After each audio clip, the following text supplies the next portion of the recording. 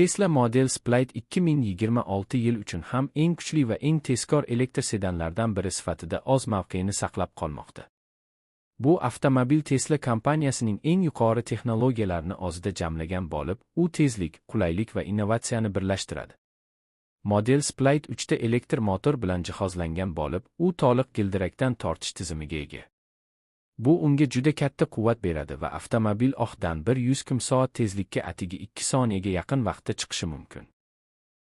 Bu esa uni dunyodagi eng tez ishlab chiqariladigan sedanlardan biriga aylantiradi.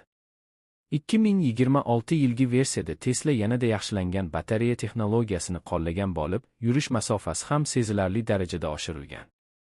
Bir zaryadda taxminan 600 km atrofida masofa bosib o'tish imkoniyati mavjud. Bu esa uzoq safarlar uchun juda qulay. Ichki salon minimalistik uslubda yaratilgan bo'lib, katta markaziy sensor ekran orqali deyarli barcha funksiyalar boshqariladi. Yangi avlod infotainment tizimi yanada tez va aqlli ishlaydi, ovozli boshqaruv esa yanada takomillashtirilgan.